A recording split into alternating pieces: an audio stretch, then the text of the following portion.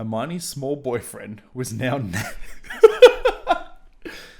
Hermione's small boyfriend was now naked, and he was grinning.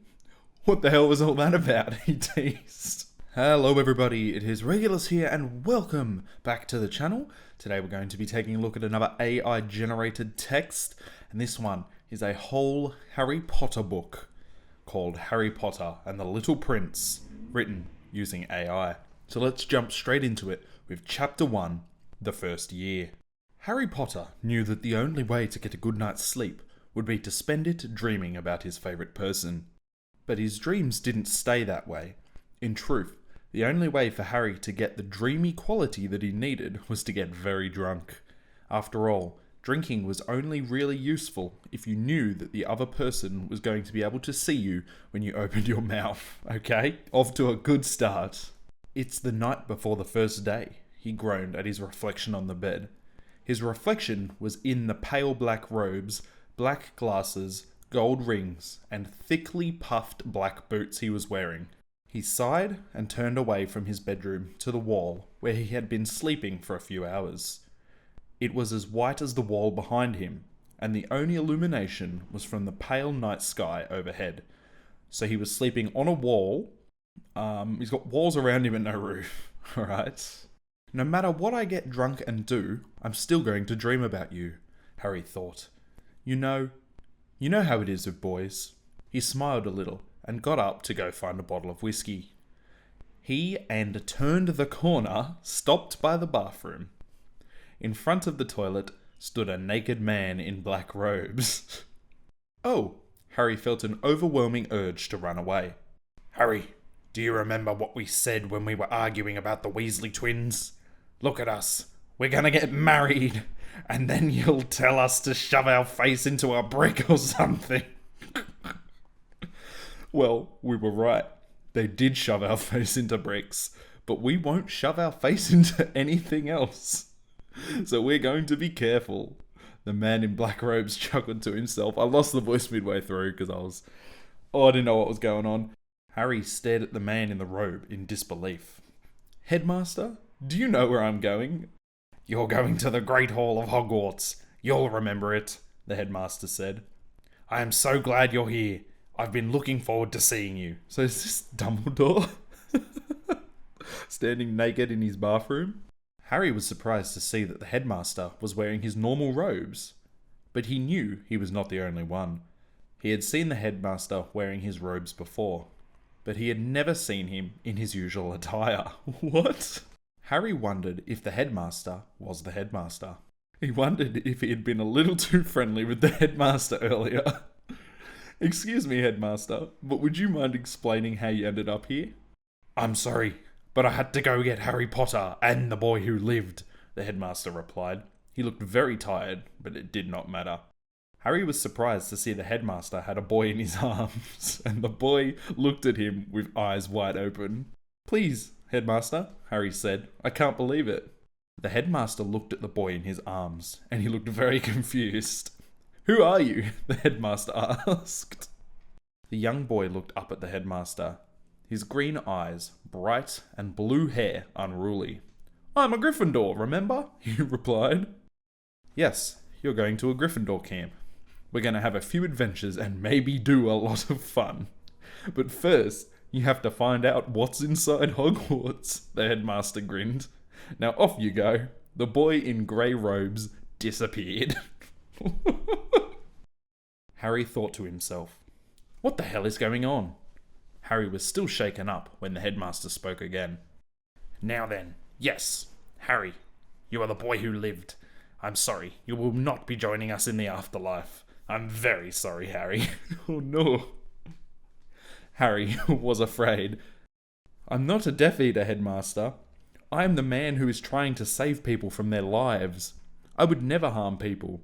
I would never do what you are doing, Harry said. I know this is very difficult for you, the headmaster said. But I have to ask you something, Harry.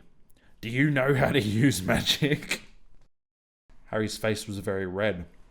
He knew he wasn't supposed to answer this question, but he knew he couldn't deny it either. I'm not a wizard, headmaster. I can neither fly nor do things. I am human. The headmaster smiled. Well, we won't know until tomorrow. Harry looked really frightened. Harry took out a scroll from his robes and said, In short, can't do any of that shit unless you have magic training. I can't give you a wand either. What? Oh, I know, Harry. The headmaster laughed. It's just a little too dangerous to do that. Harry felt his chest tighten in embarrassment. The headmaster laughed again and again. And so began Harry's first real year at Hogwarts, and the year of him being killed. Well, that's a bit of a spoiler in Chapter 1. Okay, on to Chapter 2. Chapter 2. Harry, How to Speak to Hermione. When the students arrived for lunch one day, it had already been a week since the headmaster had spoken to Harry, and he was still reeling from that first night. It's raining, Harry thought, as he walked through the clearing where the last of the students, the ones who hadn't been killed yet, left to return to their dorms for the day. He felt the first of the raindrops on his face, and the thought came to him, I need to go see if any of them got wet. He was about to continue to the clearing when he saw a small figure walking down the path. A thin boy with the skin of a boy of his age. Oh, hi there. Hey, Harry, the boy said, and Harry turned around to find Hermione standing next to him, trying to keep her cool as she watched the rain pour down upon the small boy. So did you hear about the accident I had? She asked, looking over at the boy. No, I was just thinking about the weather again, Harry admitted, trying to be as upbeat as possible. I got my first kiss, and a few other injuries. What did you do to hurt yourself? Did you get punched or anything like that? Hermione asked, trying not to be too shocked or defensive. It probably felt like a breeze just coming out of nowhere. It's just, I'm not very good at kissing, so I didn't have as many opportunities with men as I thought I would have, Harry said, his face contorting slightly. That must be frustrating for you, Hermione said, still trying to keep an even tone of voice. I thought you were better with girls. You were really pretty with Draco. What does that even mean? Harry blushed, trying to think of any reason that she might think that. He's so handsome, but I feel like I'm going to regret that one. I'll take it as a compliment, Hermione agreed, and put her hand on the small boy's shoulder, which caused him to turn and look at her before turning back to watch her. Hermione was surprised to see Harry smile, although she didn't recognize it as anything she was used to. She turned back to the boy, and his face lit up with excitement when he looked up to see his girlfriend standing there looking down at him. Oh, Harry, this is my new boyfriend. I hope you know him, she began sweetly. She put her hand on Harry's shoulder, and his heart stopped for a moment, as Hermione's gaze focused into his eyes. They were so bright that he felt like he was looking into an abyss of light, and he was happy that she was able to do that. Harry was speechless, his mouth full of what sounded like candy, his eyes wide as he stared at her. Hermione was surprised when she saw Harry blushing. She looked down at her boyfriend in confusion, then sighed and pulled his hand from between her legs. Well, I guess you'll have to get used to him, but I really like him. He's really sweet and funny and interesting, she explained softly, her voice almost inaudible to Harry. Her small boyfriend started laughing at the idea, causing her to laugh as well. Oh, come on, Hermione. We've just begun to make our friendship something that we both love and we both need to spend more time with. Not only that, but you're my first girlfriend, and I need you to be the best girl that I've ever met. Big expectations. You'll do everything in your power to make sure that I don't regret having you for over a year, he warned seriously. Jesus Christ. Ugh. Harry laughed nervously. Yeah, that's kind of how I am with girls. It's just kind of weird at the beginning, he said quickly. Hermione smiled at him, and when he looked up, she was gone. But Hermione's smile was still there. It's just a floating mouth. It was one of those smiles where Harry's heart felt so heavy it was practically burning. Hermione's small boyfriend was now Hermione's small boyfriend was now naked, and he was grinning. What the hell was all that about? He teased. Harry decided he had better leave. Besides, it was time to go back to class to talk to Ron and Professor Snape about his homework.